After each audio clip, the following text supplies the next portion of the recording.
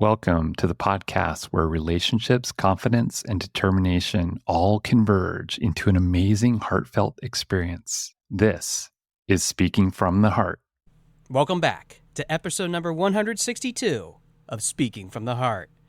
Today, I am super excited to have Michelle Wolfe join us. And Michelle is somebody that I got to know over the last few months because of a mutual person that had been on the podcast before.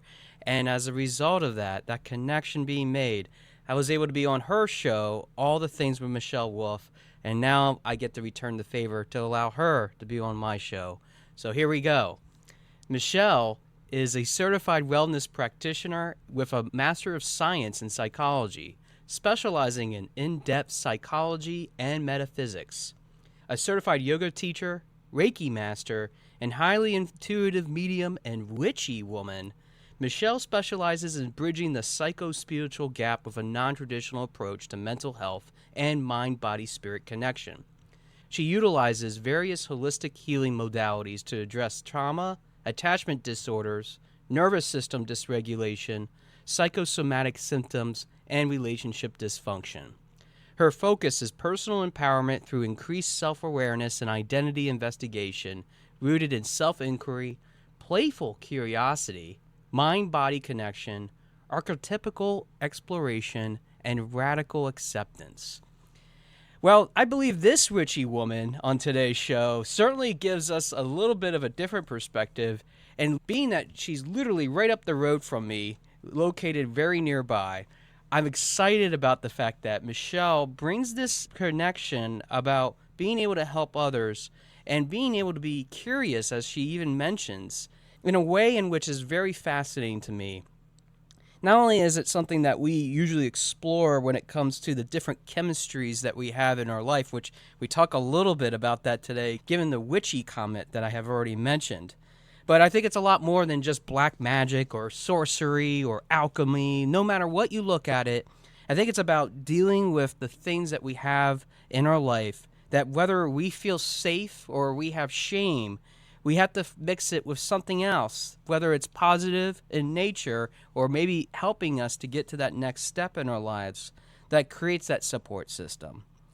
We don't need to be self-centered. We just need to be centered. And I think that you'll hear a lot about that in Michelle's story and so much more about what she does to help other people become the best versions of themselves in a quite an interesting way. But with that, let's go to the episode. All right, we're here with Michelle Wolfe. Michelle, thanks for sharing your heart with us today. Thank you for having me on. I want to say thank you for allowing me to have you on the show because it's been a while since we've talked. And for my listeners, I was on Michelle's podcast, which we'll talk about here in a little bit. And I've been really excited to have you on officially here because you have so much to offer. And I feel that you have a space that you are going to create for my listeners here. So thanks for doing this. And I already let the listeners know a little bit about your background, but I was wondering if you could start with your story of how you got into practicing wellness and how you got into psychology. And I know those are like two different fields, but you're such a multiversited, multi-perspective woman, and I find that very fascinating. Yes, you are. You have so much to offer on the table. So I was wondering if you could dive into why that was a decision early on for you. Yeah, I think, and it is funny because it's like psychology is one part of it and spirituality is the other part of it. And they somewhere along the lines got married for me. I think in my, I'll call it awakening journey. But really, I mean, it started with, I don't know, I kind of always go back to like when I had my son, and I always say he saved my life because it just gave me this perspective that I couldn't have otherwise had. And then that sent me on this journey of like wanting to understand myself and wanting to be the best mom that I could be. And so that started me on the journey of developmental psychology. And that really, that aha moment of understanding how my brain got to be the way that it is. So that's that psychology part of me, that self-awareness part of me. But then that other witchy woo part of me, that's sort of the part of me that's like innate that I can't deny. And so as I just went more along this journey of really self-discovery, but then that sort of spiraled into wanting to have good relationships too, right? Wanting to understand myself, but then others. And then that started me into everything is energy. And that started me into, I mean, it just kind of like has spiraled all along the way. It sounds like it kind of like built upon each other as the need arose. Yeah, Is like that fair more to say? layers are revealed, kind of. Yeah. Tell me more about this witchy side, because I don't see a broomstick or a hat on you, and I'm just describing for our listeners, you seem like an ordinary woman. So tell me more about what that means, because that's an interesting way to describe I yourself. know, and I'm kind of owning it more lately. And to me, it is just more like if you saw my surroundings right now, I have plants all over the place. I'm very in tune with nature. To me, witchiness is really just like an attunement to nature. I do sort of have a sense of feeling like a guardian of this planet in some way and the inhabitants on it. I feel a connection to my fellow people, but like beings in general, plants, animals, consciousness. And that stuff really goes into like existentialism and depth psychology and things. So again, the scientist part of me then goes into my pursuits. Really, it's the pursuit of understanding my own behavior. I mean, there's lots of labels that people could probably slap on me, right? So neurodivergent might be one of them. And I can own all of them and not, because I don't like to be labeled, which is a hard thing when you're trying to describe what you do. Well, I think we have already by saying that you're multifaceted. That does yield some great perspectives. First off, when I think of the term witch, just getting back to that for a second. Oh, yeah. Sometimes that conjures up she does black magic or she's into sorcery. But that's not how you described it. It's more nature-based. Yeah, no, to me, it feels that way. And there's certainly people that go into it in different ways, and people will talk about spells and things. But the way that I look at it is, I very much value free will in and of myself and that of others. We talk about spell casting. So I don't know if you've ever read the Four Agreements. I have to say real quick, my sister read stuff like that because she was into witchery, sorcery growing up. And I feel like I've heard of this book. It's because she might have It's a good one. Yeah. It simplifies a lot of things. But like one of them is be impeccable with your word, and the idea that like words are spells. But if you think about that, Wayne Dyer talked about the importance of being mindful of using the words I am. Because when you say I am something, right? I am anxious. Right? You're identifying with that thing then, and that's very powerful. So I look at it sort of in that way. So when I think of words or spells, we talk about witchiness. I'm just very mindful of the word that I use, how I describe myself, how I describe others. Even in the readings that I do, I'm mindful to not put people in a box. I try to encourage people to come to things on their own, but without like guiding them. You know what I mean? Like you walk a fine line when you do guide people. Yeah. So.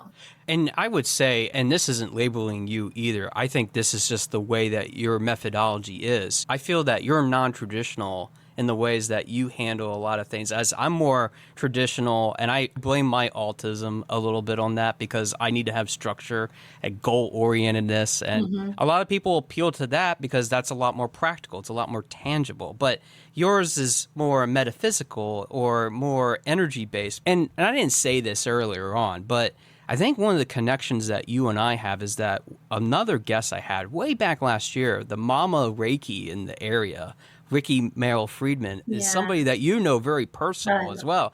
And when I had that conversation with her, I knew absolutely nothing about Reiki. I was a young podcaster that absolutely had no understanding of it. And as I've grown in this, I've learned so much about it from my other guests that I've had. And I wonder how you connect the intersection of all these things. It's so fascinating to me, and I've said this too, that there's coaches that come from all perspectives. You come from a different perspective too, and that's the non-traditional sense. And I do sort of like to operate outside of the box. I didn't mean to be that way, but apparently I came into this lifetime very rebellious. Yeah. I do look at everything as energy and sort of polarity and law of attraction. Like those are things I don't sort of subscribe to any one thing as an end all be all thing. Although I do have some universal truths. And one of them is that everything is energy. That came in for me as a truth. And when I say that, when I had that epiphany or realization, and that came in, I was in my MSW program at Shippensburg. And like I had just watched this video on the acoustic levitation of water droplets. So whatever was going on in my life at the time, it just locked in for me and I felt it in my whole body.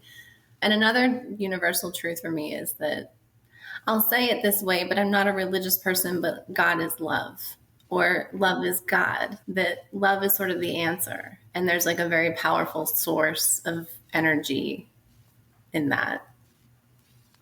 I don't know if I answered you. I totally went off on a tangent, but yeah.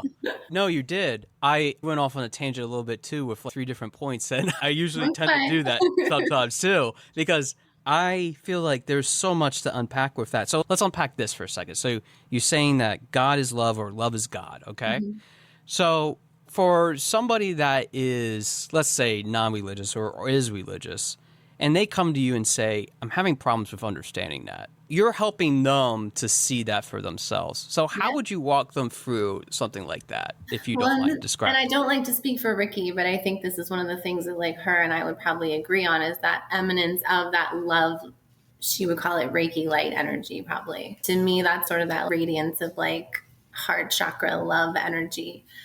And I think that's like ever expansive, kind of like when I see it that way, that's how consciousness like plays. And it's the thing that connects us because we all need love. Okay, so that's part of it.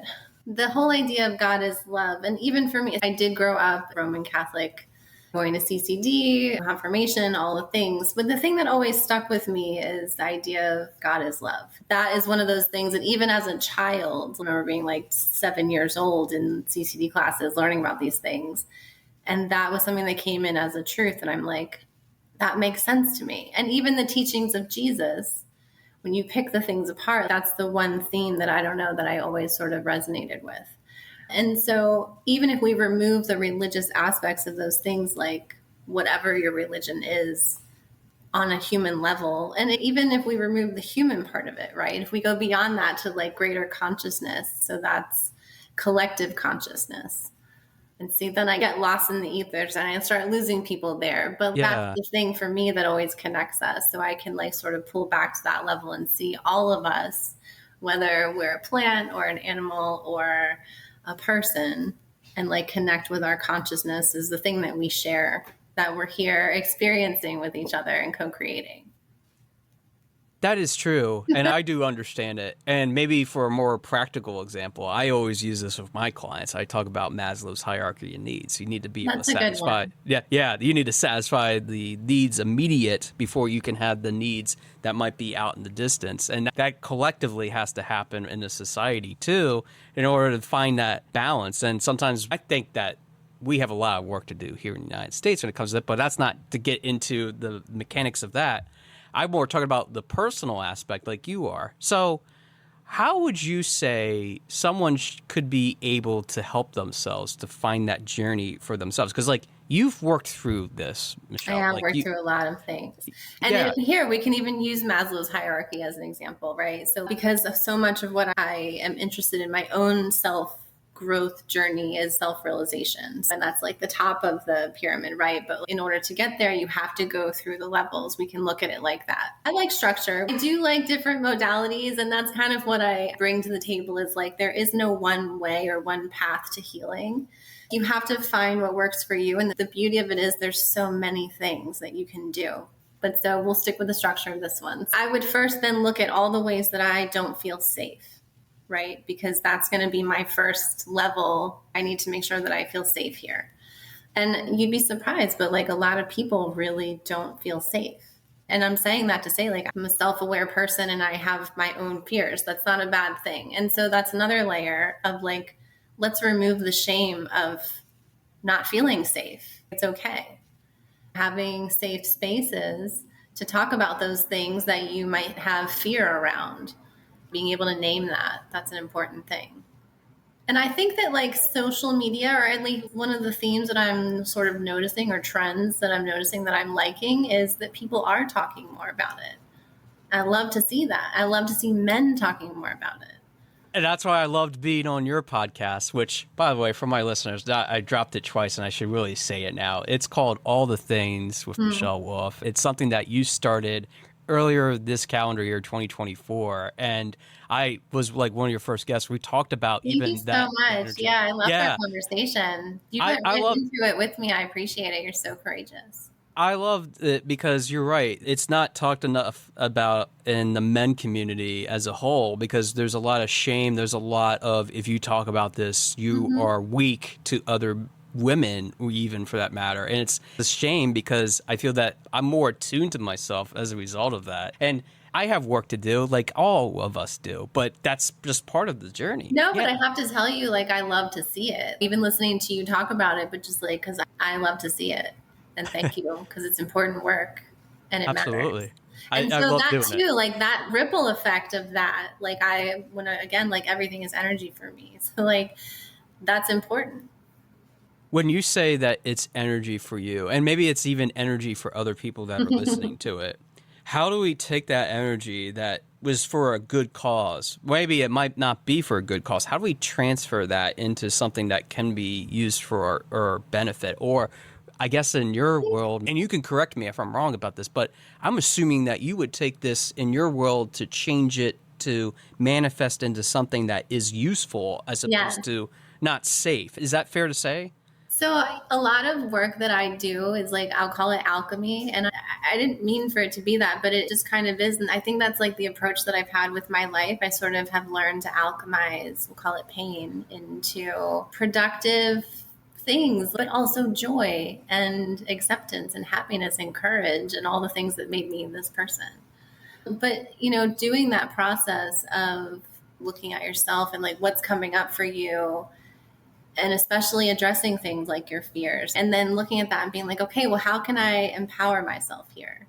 I see fear as a place where I'm not quite free. And for me, I don't know, I just came into this world being like, freedom is paramount. So then that makes me go, okay, well, where are all the ways in which I'm not free? And fear isn't a bad thing. I don't like to demonize emotions. It's useful data. That scientist part of me is like always gathering data. But it's like what we do with it that matters. And if you use that to like propel yourself into those things, right? Like it sometimes it's uncomfortable. But we get so afraid of feeling the discomfort that like we keep ourselves from being able to grow into the things to get to that top of Maslow's hierarchy. Like the full realization of yourself isn't just knowing yourself, and it is know thyself for sure, but like embody it. That's amazing. It strikes me when you say that because I literally had this visualization of kids, and this is a perfect example. We're told as kids, don't cross the street unless you're with your parent because they're going to be looking out for you and making sure that you look both ways, right? You didn't have that conscious ability because you weren't thinking about it. I want to be over there, but there's cars that are driving down the road. You got to be careful. But we're taught then to realize you can do this yourself. So there's an empowerment factor. So that I know I'm boiling it down into a simple example, but it sounds like it's sort of the same principle. We got to be trained to know that fear, yes, it protects us, but it can also inhibit us. Yes. And I think that's why somatics is so important, because learning, and when I say that, really what I mean is just like being in tune with what's happening in your body when you feel something, right? So like if a fear does come up for you, then you can check in with your body and go, okay, where am I feeling that in my body? What's the story that's coming up around that? Am I making meaning of that? And you just start to pick away at it a little bit to understand yourself more, and then like how that might motivate you or not, or what you want to do with it. And then that's the thing. That's where choice comes in. I always say, once you bring it to your conscious awareness, you have choice. You've worked with people on this, and I wonder with the somatic aspect of it, where do you see most people struggling with when it comes to being self-aware? Because I feel that, especially in this world that is just bombarding, and you mentioned social media, which is a perfect example. There's so many different avenues of information that we can access. So all that's happening. We have the people that we associate with. That's our inner circle. Could be part of that Maslow safety net too.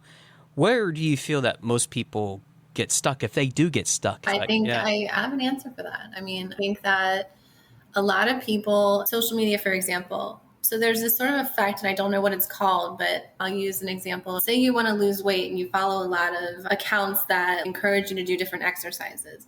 Just by sitting and consuming even the videos of those exercises, in some way you sort of tell yourself that you did the thing, even though you didn't do it. So there's that. I've done a lot of that. Do you know what I mean? That's called Netflix and chill. I know exactly what you're talking about. I just translated that for our listeners. There we go. We got it. Another example might be where, like, say you follow a lot of like healthy foods, right? And you're like, I want to eat healthier. So you're following them and you're like, that looks so good, but like you're not actually practicing that in your life. So that's a big thing, is like, number one, being aware of those small, like sort of meaningless actions that we take every day that determine where we end up going.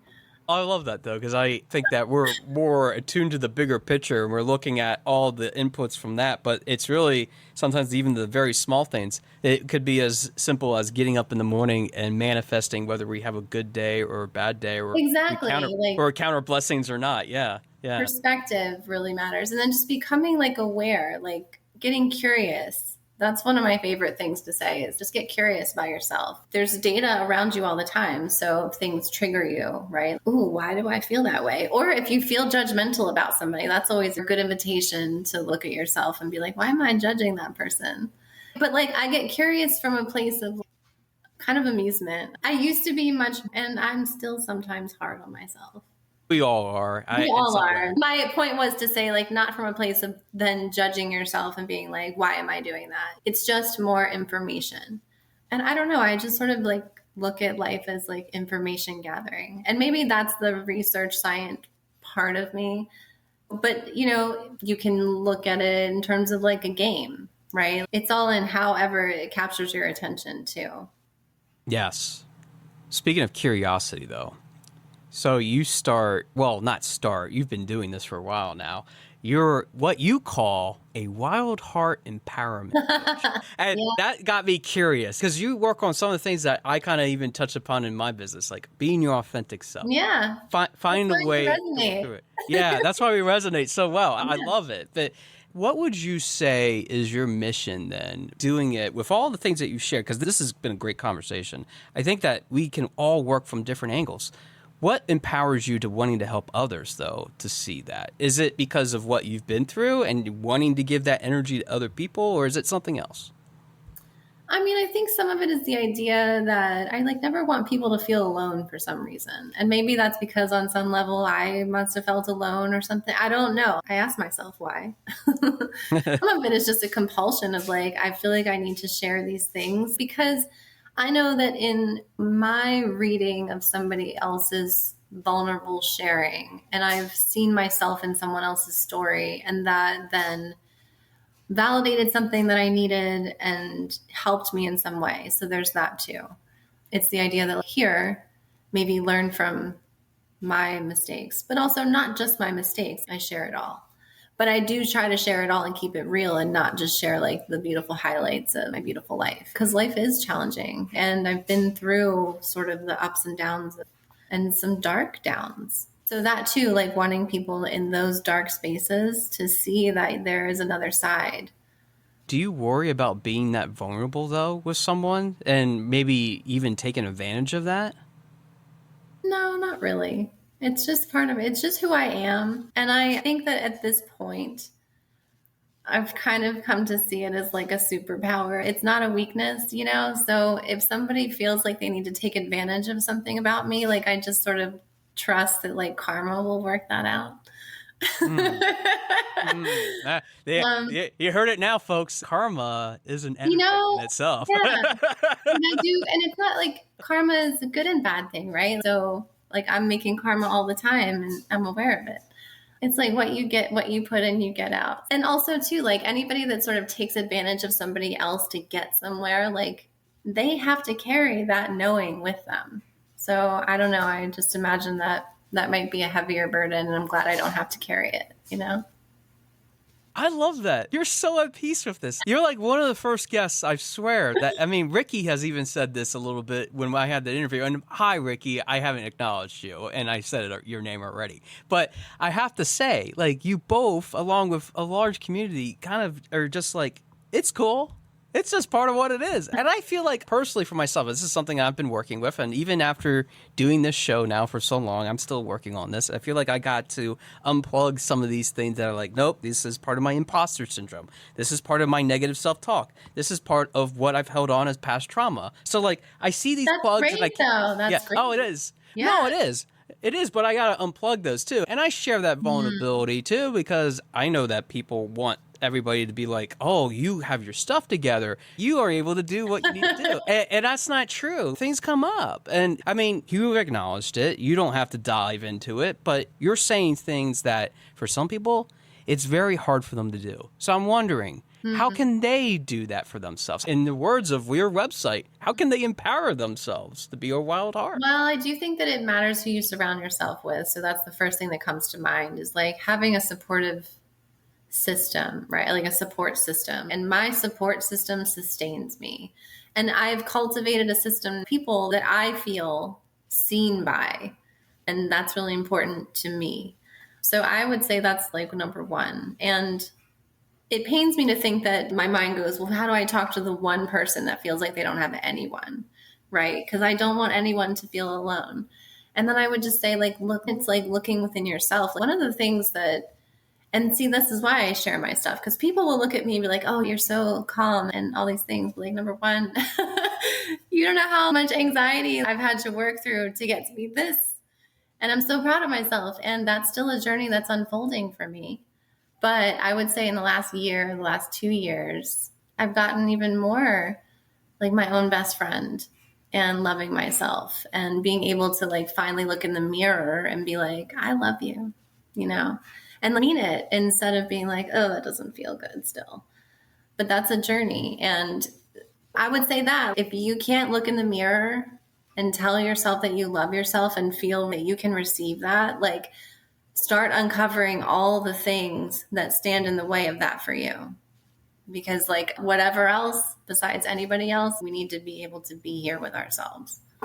It is important to show up for ourselves in addition to showing up for others. But I even say too, your first priority, you have to understand what makes you vulnerable, what makes you feel safe, what makes you feel all those things. And to be able to do that, you have to sometimes deconstruct what might be things that you've erected. And I'll tell you, and I think I even said this on your show. I always say on this show, my listeners get tired of me telling about it. But I've had walls that I know I've erected. I've had to tear them down. And I have to say, I give credit to a very special woman that has been my therapist for 4.5 years, being willing to do that with me. So you need those people that support you. You do. Yeah. And I'm glad that you said, because like we do, that's why we need each other.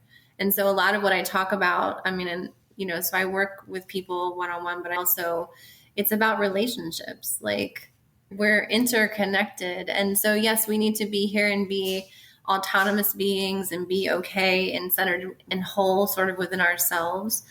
But really, like we're here to be here with each other and to engage and interact and collaborate and co-create. So there's a lot of healing that happens in relationship and a lot of triggering that happens. But like the triggering is to help us get to the bottom of the things, you know, that are coming up for us. Well, you know, to kind of put a button on it, I have to say that we do need to trigger that so we know what is those receptors that we're touching. Exactly.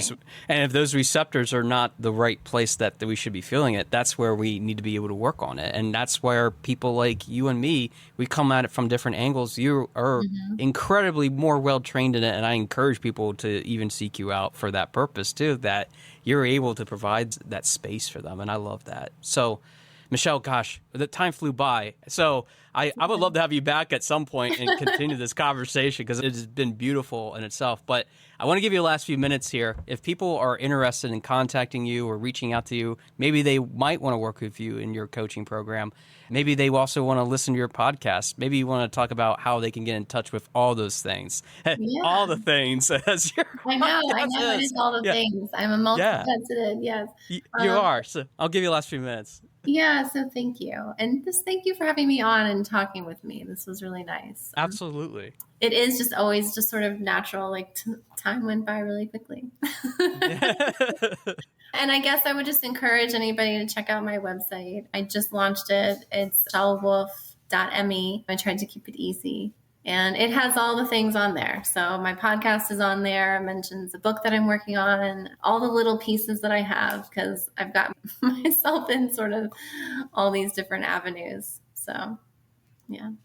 I will put that in all your social media and a direct link to the podcast. And even I'll throw my episode that I had with you on there in case anybody wants to go and check out that. It was one of the early ones, and you have evolved so much as a podcaster. I have continued to follow, listen to your episodes. You know, as I said, I've even had another guest. Their episode will be coming out after today's episode. To hear it.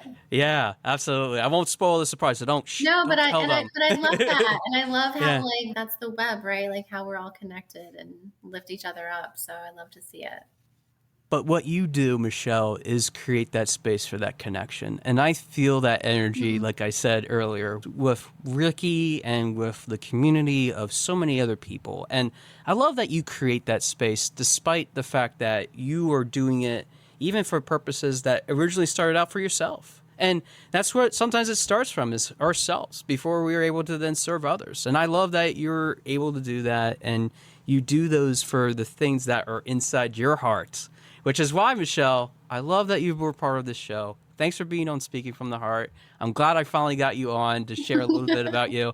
I love to have you back and dive more into these topics. And by the way, for my listeners, I'm telling you, she's not a witch. She doesn't have a cauldron in the background. She's a very nice person. You get to know her. We get a bad rap. We really do. Yeah, exactly. You don't listen to all that. That's not the right thing to think about. But Michelle, thanks for being on the show. Thanks for having me.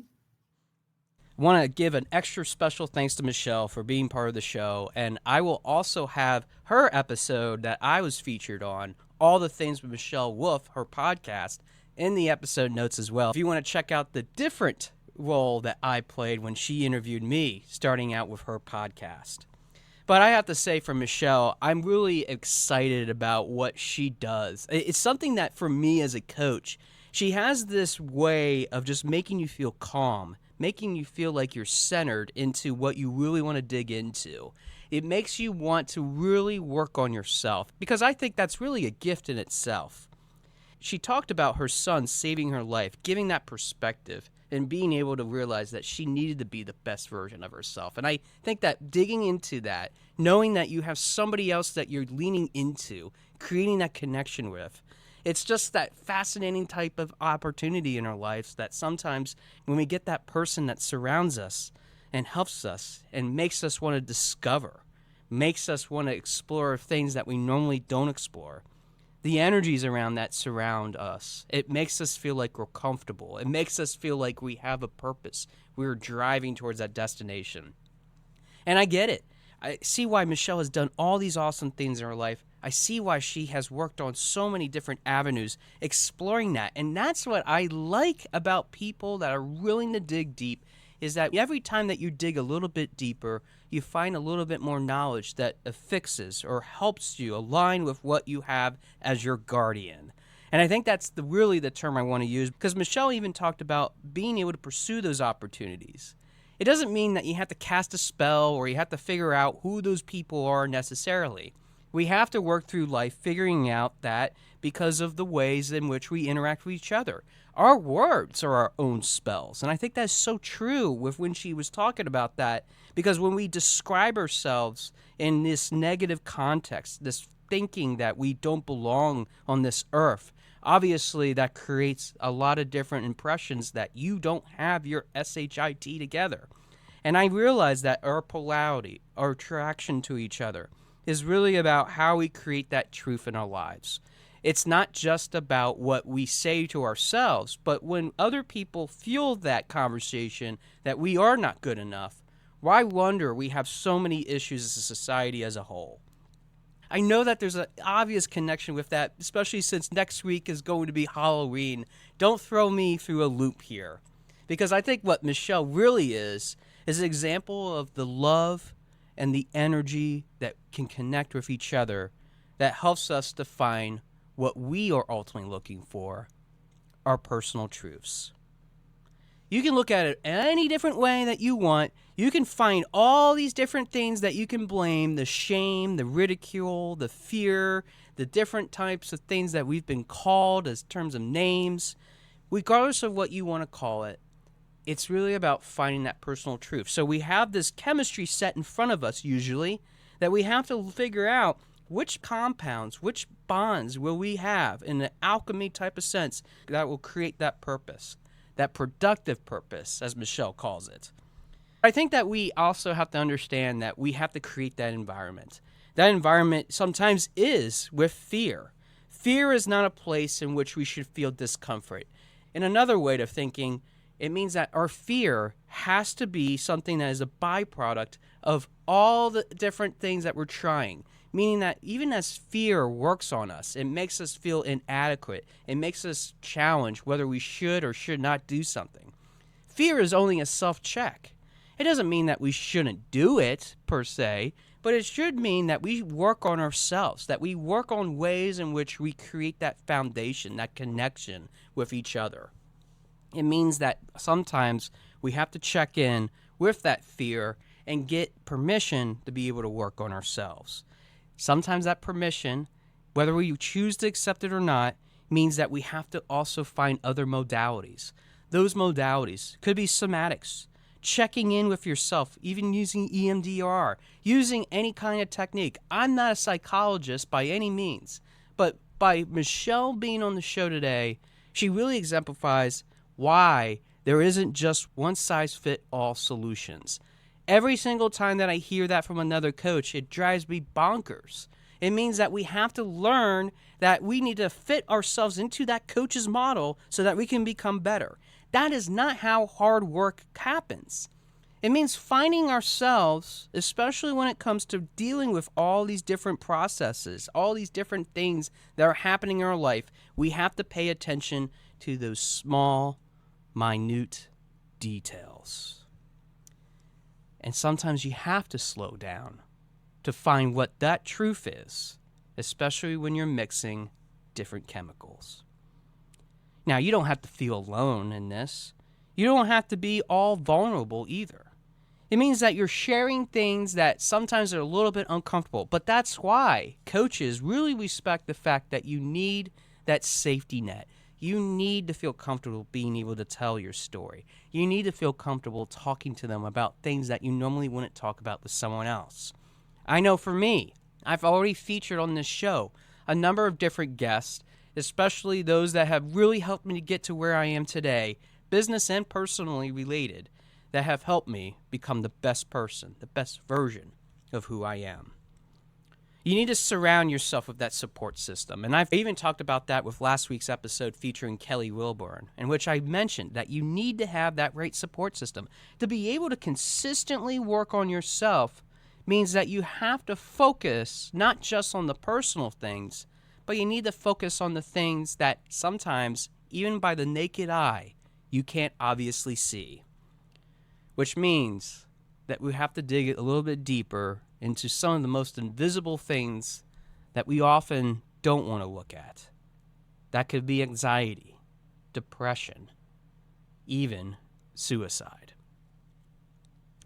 You know, a number of years ago when I was dealing with my own type of feelings about what it meant to start a business and work on myself and deal with all kinds of situations that were falling around me, including even having friends and family members that would walk away, it started to make me think about why is it really that I have this happening to me? Is it something that I'm doing wrong? Is it something that I should be changing? Is it about me? Am I the problem? As life has gone on, I realized that we either have people in our life that want to support us, or we have other people that are against us. And it doesn't mean that they're fully against us, meaning that they have pitchforks and they want to get us. They want to come to our house like the Children of the Corn, if you ever watched that movie. But let's be real. Whether it's Freddy Krueger that invades your dreams or Jason Voorhees, it's really about figuring out what it is that you have in your life that gives you the best perspective allows you to change your thought process and have that curiosity about what life has to offer, and figuring out that your words do indeed cast many different types of spells, whether you believe it or not, and helping to understand why those words do matter. Michelle brings a perspective on today's episode that really explains that we have this law of attraction. That law of attraction is based on so many different avenues, so many different types of things that are going on in our life. It also means that we have to figure out what are some other avenues for us to change the conversation. It isn't just about action. It isn't just about the nonverbal, which we've spent a lot of time talking about, but it's also about the verbal. How can you create that chakra love that helps you with your energy? It allows you to connect with various personal truths about yourself. You can't do that alone. I know that I've said countless times about the people and the places and the things that you need to surround yourself with, but there's one more thing that even after listening to Michelle today, I have to add. It's about how all of those things interconnect, how they all form the bond that you have inside yourself. It's the alchemy that changes that pain into productive purpose. So it isn't just about the purpose that you have in life, it's about how you create that productivity. And I love that Michelle has repurposed her life in so many ways to become this wild heart of an individual. Her freedom that she's willing to explore, her embracing of femininity, her ability to help others and see things that other people might not normally see because of her playful curiosity, really changes the status quo of why it's so important to be attuned, to be intuitive, to be able to check in where things are placed, be able to move the things that are around in your room so that you don't feel as lonely as you once did. Even as you go through this today, even if you feel like you're haunted by the ghost of past, I want you to know that you're not alone. Michelle has even proved today that you have to investigate this for your own liking. You have to figure out what your support system is. You need to figure out what it means to be centered, to be able to co-create. But the biggest thing is that if there's something holding you back, like an invisible illness, don't let it get the best of you. Yes, I said it that way because sometimes we need to hear those words. We need to feel those words. Every single one of them. Do you hear each of those words? Do you hear them pulsating within you? It's almost like the beating of a drum.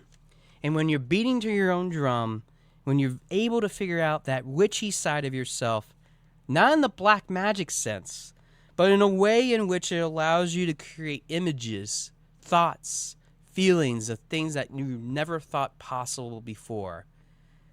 Isn't it magical how things change?